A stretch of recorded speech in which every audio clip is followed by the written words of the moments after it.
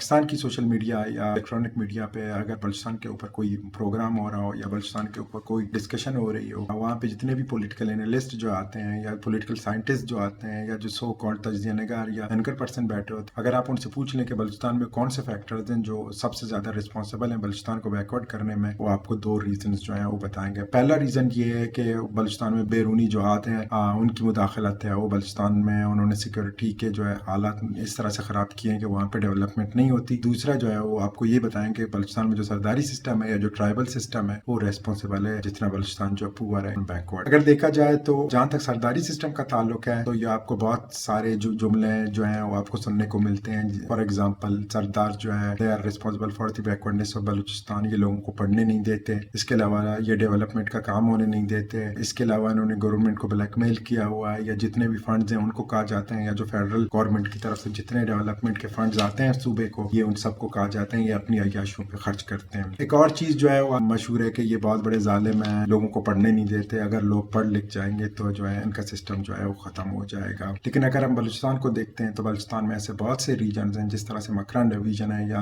کچھ اور ایریاز ہیں جہاں پہ سرداری سسٹم شروع سے نہیں تھا، لیکن اگر آپ وہاں پہ دیکھتے ہیں تو ان میں اور دوسرے ایریاز ہیں ان میں کوئی خاطر خواہ جو ہے وہ ڈفرینس موجود نہیں ہے۔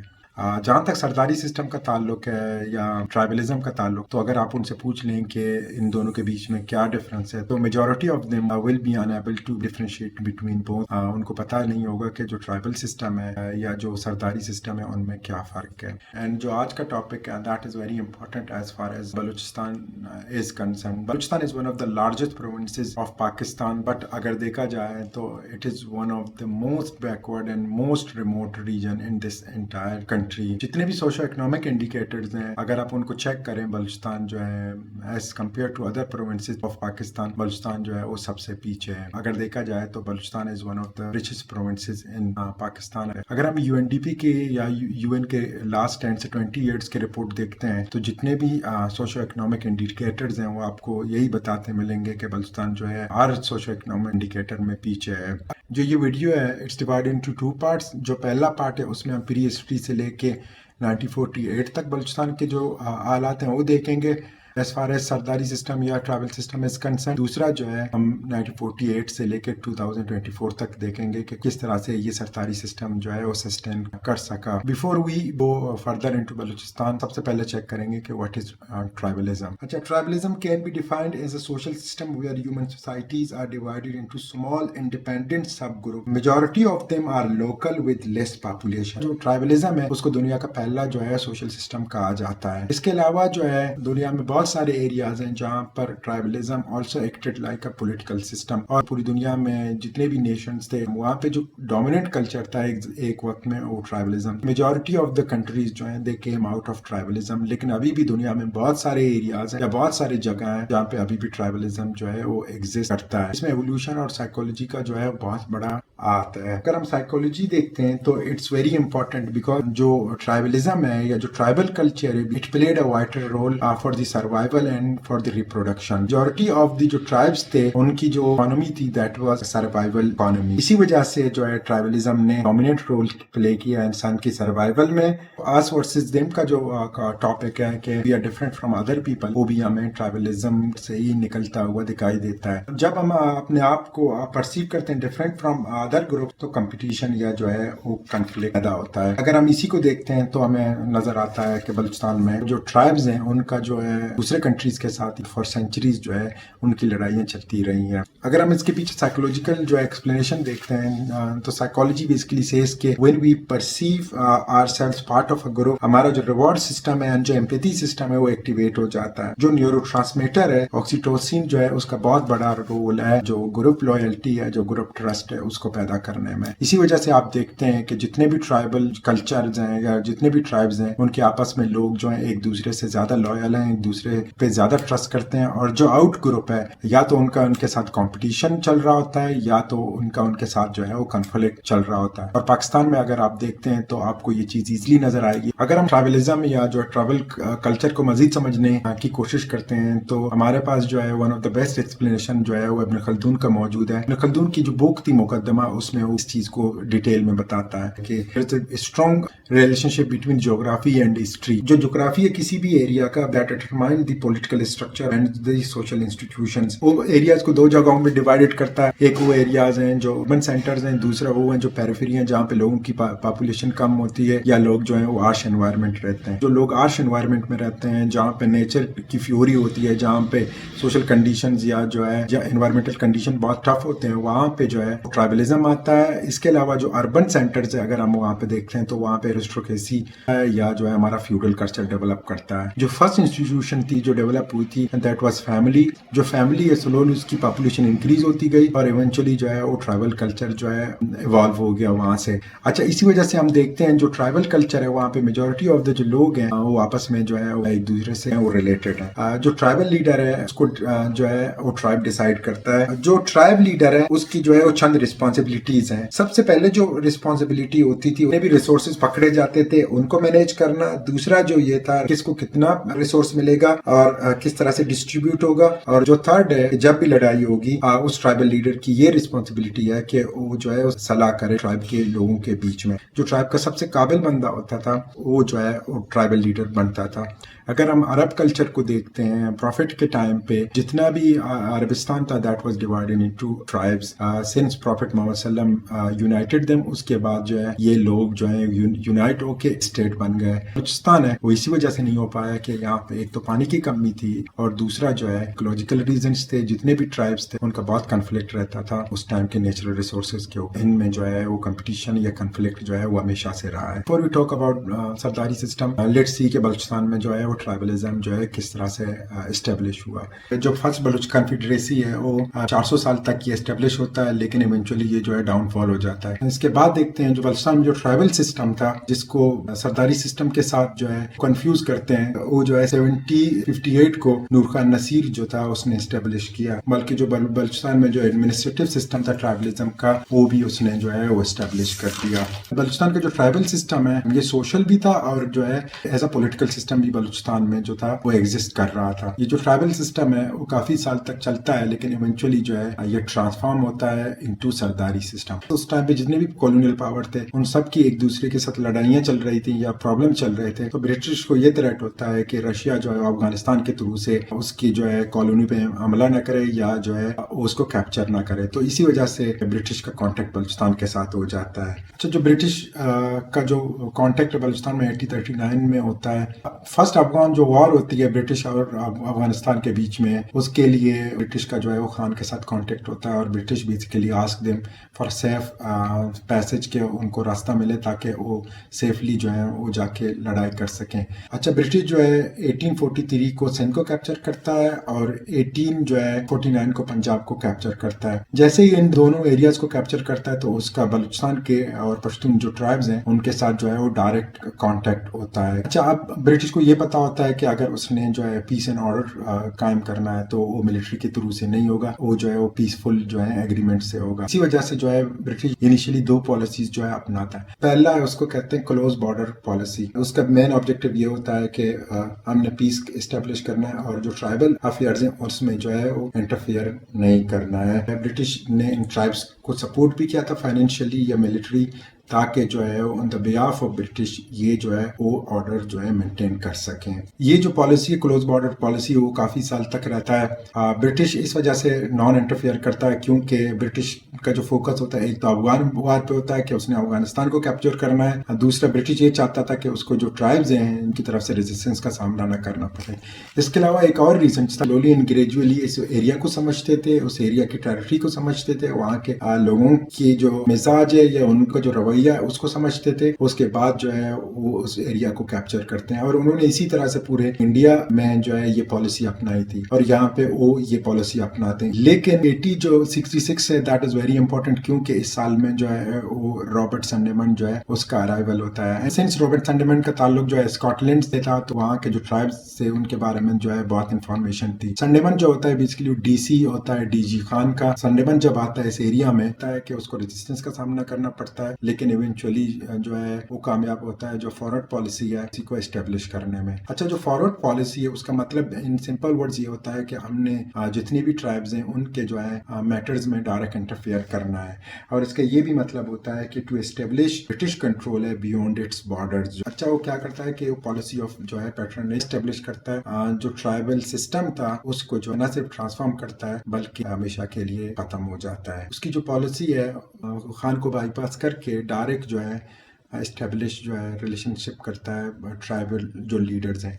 इससे पहले जो था जब भी ब्रिटिश को कोई भी पॉलिसी अपनानी होती थी तो वो खान के साथ डायरेक्टली करते थे, लेकिन अब संडेमन जो है उसने क्या किया, खान को बाईपास कर दिया। ना सिर्फ उसने खान को बाईपास कर दिया बल्कि जितने भी ट्राइब्स थे उनको बाईपास कर दिया। जो ट्राइबल लीडर है that becomes the one man show. इसके साथ साथ वो इसको जो है पैट्रनाइज करता है, एड्स देता है, लेविस फोर्स देता है। बेसिकली लेविस फोर्स का जो बनाने का जो रैशनल होता है वो यही होता है कि जो डिपेंडेंसी थी ट्राइबल लीडर्स की वो ट्राइब से ख़त्म हो जाए और जो है ट्राइबल लीडर जो है बिकम्स इंडिपेंडेंट और उसको किसी के ऊपर जो है वो डिपेंडेंट होना ना पड़े।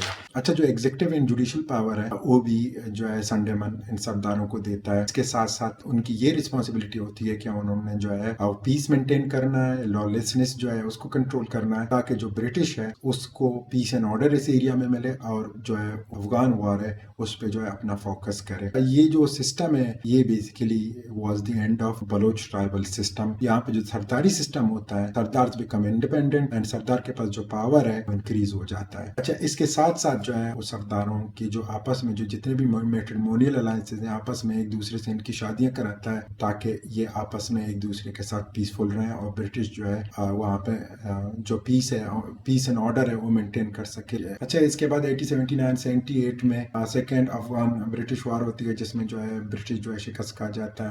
जितने भी जागीर्स हैं, जो लैंड है वो लैंड जो है ब्रिटिश जो है उन सरदारों को देता है या उस पर जो टैक्सेस हैं उस पर नहीं लेता। अच्छा, उसका मकसद ये होता है कि रेट ऑफ द स्टेट जो है वो कायम रहे और जो है जो एक्सपेंडिचर है जो ब्रिटिश का जो मिलिट्री एक्सपेंडिचर है वो कम हो जाए, और ये 1947 तक रहता है। अच्छा, फिर 1858 को ब्रिटिश जो गवर्नमेंट है वो कंपनी का रूल खत्म करके डायरेक्ट जो है वो अपने रूल एस्टेब्लिश करता है इंडिया में। और इसके बाद जो है जैसे ही इंडियन नेशनल मूवमेंट है, जो स्ट्रगल फॉर द इंडिपेंडेंस है वो स्टार्ट हो जाता है, उसके साथ जो है कांग्रेस और मुस्लिम लीग बनते हैं। बलोच जो है वो जो है अंजुमन बनाते हैं। अंजुमन का मकसद ये होता है कि जितने भी एरियाज हैं उनको यूनाइट किया जाए। इसके साथ साथ जो है अंजुमन was against the Sardari system. 1935 का कॉन्स्टिट्यूशन आता है। 1935 के कॉन्स्टिट्यूशन में ब्रिटिश जो है कलात को इंडिया का जो है पार्ट बनाता है। इस कॉन्स्टिट्यूशन के बाद जो है कलात जो है वो मोहम्मद अली जिन्ना जो है उनकी सर्विसेज जो है अवेल करता है। अच्छा, जो अंजुमन होता है 1937 में ट्रांसफॉर्म इनटू कलात स्टेट नेशनल पार्टी।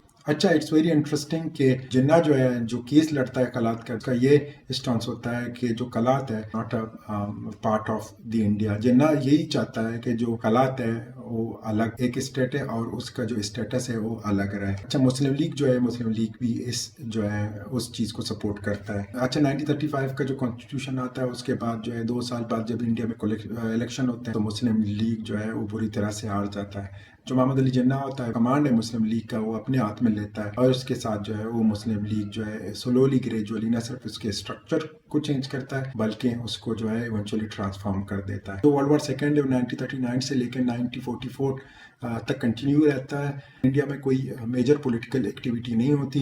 1944 में वर्ल्ड वॉर सेकेंड जो है वो ख़त्म हो जाता है। उसके बाद जो है वो इलेक्शंस होते हैं 1946 को। अच्छा, इसके बाद जो है इवेंचुअली बहुत सारे रीजंस होते हैं जिसकी वजह से जो है ब्रिटिश को ये लगता है कि जो मुस्लिम और हिंदू हैं वो आपस में नहीं रह सकते।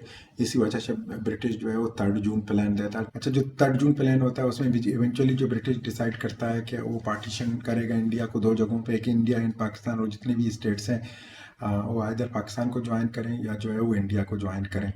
सिंस कलात भी एक प्रिंसली स्टेट होता है लेकिन कलात का जो स्टेटस है वो डिफरेंट होता है। कलात या जो नेपाल होते हैं according to many writers British का उनके साथ जो है वो डायरेक्ट जो है एग्रीमेंट होता है। अच्छा, उस एग्रीमेंट के थ्रू से अगर आप देखते हैं तो उसमें ये डिसाइड होता है अगर ब्रिटिश को कभी यहाँ से जाना हुआ, अगर ब्रिटिश जब ये इस एरिया को छोड़ के चला जाएगा तो जो है ये जो एरियाज़ हैं वो डायरेक्टली जो है इंडिपेंडेंट हो जाएंगे। 11 اگست کو جو ایگریمنٹ ہوتا ہے اس میں جو کلات اسٹیٹ ہے وہ جو ہے انڈیپینڈنس جو ہے وہ ڈکلیئر کر دیتا ہے. اس کے ساتھ جو ہے جو کانسٹیٹیوشن ہوتا ہے اس میں گورنمنٹ آف کلات جو ہے ایکٹ 1947 کلات اسٹیٹ وہ اپناتا ہے. اس کے ساتھ پرائم منسٹر اور اس کی جو اسمبلیز ہیں وہ الگ بن جاتی. اچھا یہاں پہ اٹس ویری انٹرسٹنگ, اس ٹائم پہ بلوچستان جو ہے وہ 3-4 جگہوں پہ ڈیوائڈڈ ہوتا ہے. پہلا جو ہوتا ہے وہ برٹش بلوچستان ہوتا ہے, جس کو جو ہے میجورٹی آف دا رائٹرز جو ہیں وہ یہ کہتے ہیں کہ it was Balochistan. There was a big difference between British Balochistan and جو ہے وہ کلات اسٹیٹ. برٹش بلوچستان میں جو ہے وہ لیزڈ ایریا آتے تھے جس میں کوئٹہ بھی شامل تھا, اور جو ہے پشتون بیلٹ کے ایریاز تھے. اس کے ساتھ جو ہے ٹرائبل ریجن الگ تھے جس میں مماری بکٹی کے جو ایریا آتے تھے. اس کے ساتھ جو ہے کلات اسٹیٹ الگ تھا. جو کلات اسٹیٹ تھا بیسیکلی وہ جو تھا پرنسلی اسٹیٹ تھا, اور اس میں جو ہے اس کے 3 پروونسز تھے, خاران, مکران اور لسبیلا جو ہے. تو برٹش بلوچستان ہے, برٹش بلوچستان کا جو علاق ہے وہ شاہی جرگہ کے ذریعے ہونا ہوتا ہے, اور ایونچولی جو ہے فار ڈفرینٹ ریزنس شاہی جرگہ وہ ڈیسائیڈ کرتا ہے کہ اس نے پاکستان کے ساتھ جو ہے وہ مرج ہونا ہے. لیکن جو کلات جو ہوتا ہے, کلات جو پرنسلی اسٹیٹ ہوتا ہے وہ ریلیکٹنس شو کرتا ہے. وہ جو کہتا ہے کہ سنس کلات از انڈیپینڈنٹ, جو خان ہے وہ ڈیسائیڈ کرتا ہے کہ اس نے جو ہے وہ پاکستان کے ساتھ علاق نہیں کرنا ہے. لیکن ایونچولی جو ہے جو خانان ہے یا جو لزبیلا ہے, جو مکران ہے, وہ جو ہیں وہ ڈائریکٹ علاق کر لیتے ہیں پاکستان کے ساتھ. تو کلات کو فورس کیا جاتا ہے ایکسیشن پہ. اس کے بعد جو ہے وہ کلات کا جو اسٹیٹس ہے revert back to its old British status. اچھا جو پاکستان ہے پھر وہ کیا کرتا ہے, اولڈ جو ہے سرداری سسٹم جس کو سنڈیمن سسٹم کہا جاتا ہے اس کو ریوائز کرتا ہے, اور جو کلات کا اسٹیٹ جو کلات کا اسٹیٹ ہوتا ہے وہ پھر سے جو ہے جو پولیٹیکل ایجنٹ ہے اس کے انڈر آتا ہے. آج کا اگر ہم سسٹم دیکھتے ہیں, دیر از a big difference between Sardar and جو ٹرائب ہے. سردار کا جو کنیکشن ہے وہ ٹرائب کے ساتھ برٹش نے جو ہے وہ اسی وجہ سے ختم کر دیا کہ وہ سردار جو ہے بیکمز انڈیپینڈنٹ, اور وہ سردار کو ڈائریکٹ جو ہے وہ سردار کے ساتھ ڈائریکٹلی ایگریمنٹ کرے, اور سردار جو ہے وہ برٹش کی جو اتھارٹی ہے اس کو اسٹیبلش کریں. جو لیویز فورس ہے یا جو پیٹرنیج ہے یا جو ٹیکسز ان کو ملتا ہے سرداروں کو, اس کے ذریعے ان کی جو ڈپینڈنسی تھی وہ بھی ٹرائب کے اوپر جو ہے وہ کم ہو گئی تھی. اگر بروس کی بک ہم پڑھتے ہیں تو اس میں ہمیں جو بلوچ ٹرائبل سسٹم میں کس طرح سے سنڈیمن چینجز لے کے آیا, یا کس طرح سے اس نے جو اولڈ ٹرائبل سسٹم تھا اس کو ختم کر دیا, اس کا ڈیٹیل جو ہے ہمیں وہاں سے مل جائے گا. اچھا اٹ سیلف اگر آپ برٹش کی رائٹنگ دیں تو برٹش اٹ سیلف یہ کبھی بھی نہیں ایکسیپٹ کرتا کہ اس نے سسٹم کو کرپٹ کیا ہے. ایریا میں برٹش ہمیشہ اپنے آپ کو کہتا ہے کہ اس نے جو ہے اس ایریا میں پیس مینٹین کرنے کے لیے یا آرڈر مینٹین کرنے کے لیے یہ سارا کچھ کیا ہے. لیکن اگر دیکھا جائے تو جو برٹشرز تھے ان کی پالیسی اگر آپ دیکھ لیں دیٹ واز ویری بیسکلی شروٹ. ان کا ہمیشہ یہ مقصد ہوتا تھا کہ وہ اسٹیبلش کریں جو ہے آرڈر اینڈ پیس, تاکہ وہ اپنی جو گورننس ہے جو سسٹم ہے وہ آرام سے چلا سکیں. اور برٹش نے اسی وجہ سے برٹش نے جتنے بھی ٹرائبل لیڈرز تھے ان کے سسٹم کو, اولڈ جو سسٹم تھا اس کو کرپٹ کیا. اس کی مین وجہ یہ تھی کہ جتنے بھی ٹرائبل لیڈرز تھے پہلے وہ خان کے انڈر آتے تھے, اور Khan was important, Khan was a dominant force, Khan جو تھا was a strong basically position. اسی وجہ سے برٹش چاہتا تھا کہ وہ خان کے پاور کو ختم کر سکے, اور جتنے بھی ٹرائبز ہیں ان کے ساتھ جو ہے ڈائریکٹلی ریلیشن جو ہے اسٹیبلش کر سکے. جو سسٹم وہ لے کے آیا اس سسٹم میں یہ تھا کہ جو ان کو عوام سے یا ٹرائب سے بالکل الگ کر دیا, بلکہ ان کو جو جوڈیشل ہے یا ایگزیکٹو جو ہے وہ پاور بھی دے دیا. اس کے ساتھ جو ہے نہ صرف برٹش ان کو پروٹیکٹ کرتا تھا, بلکہ جو بھی سردار برٹش کے خلاف ہوتا تھا وہ اس کے خلاف آپریشن کر کے انہی سرداروں کو یوٹیلائز کر کے ان کو یوز کر کے اس کے خلاف جو ہے وہ فائٹ کرتا تھا, اور اس کو چینج کر کے اپنی طرح کا سردار جو ہے وہاں پہ لگاتا تھا. اچھا یہی جو پالیسی اس کو سنڈیمن نے جو ہے وہ اڈاپٹ کیا تھا بلوچستان میں جو ہے پیس اینڈ آرڈر مینٹین کرنے کے لیے. First to basically break down the status of Khan. اس کے بعد جو ہے سرداروں کو جو ہے اس کے ٹرائب سے ڈفرینٹ کر دیا اس نے. اس کے بعد جو سردار تھے ان کو پیٹرنیج کیا, ڈفرینٹ ان کو ملٹری ایڈز دیے, کے علاوہ جو ہے لیویز فورس بنا کے دے دیا, اس کے ساتھ ان کی پروٹیکشن بھی کرتا تھا, اور یہ سسٹم جو ہے 1948 تک جو ہے چلتا رہا. 47 کو پاکستان نہ صرف برٹش کا جو پولیٹیکل سسٹم ہے اس کو اڈاپٹ اڈاپٹ کر لیتا ہے بلکہ اس کا جو ایڈمنسٹریٹو پالیسیز ہیں ان کو بھی اپناتا ہے. اس کے ساتھ جو کلات کا اسٹیٹس ہے جو برٹش کے ساتھ آپ پاکستان نہ صرف اس کو ریوائز کرتا ہے بلکہ جو سنڈمن سسٹم تھا یا جو سرداری سسٹم تھا اس کو بھی اسی طرح سے ریوائز کیا جاتا ہے. دو کہ یہ سسٹم جو ہے آج ہمیں ڈیفینیٹلی نظر آتا ہے, اگر آپ غور سے دیکھیں تو یہ سسٹم وہی ہے. اس سسٹم میں پاکستان نہ صرف جو ہے سرداروں کو پیٹرنیج کیا ہے, سرداروں کو پروٹیکٹ کیا ہے, بلکہ سرداروں کے ساتھ جو ہے ڈائریکٹلی جو ہے ریلیشن شپ جو ہے وہ اسٹیبلش کیا ہے. اگر دیکھا جائے بلوچستان میں جتنے بھی سردار ہیں, جتنے بھی ٹرائبز ہیں, ان میں ہارڈلی 1 2 یا 3 جو سردار تھے ان کے ساتھ جو اسٹیٹ کے تعلقات جو ہے وہ خراب تھے. باقی جتنے بھی سردار تھے یا ابھی تک جتنے بھی سردار ہیں ان کے ساتھ اسٹیٹ کا ہمیشہ سے فرینڈلی جو ہے وہ ریلیشن شپ رہا. اچھا, اس ویڈیو کا جو سیکنڈ پارٹ ہے وہ 1948 سے لے کے 2024 تک ہوگا, جس میں ہم دیکھیں گے کہ کس طرح سے یہ جو ہے سسٹم کنٹینیو ہوتا رہا اور کس طرح سے یہ سسٹم جو ہے ابھی تک چل رہا ہے.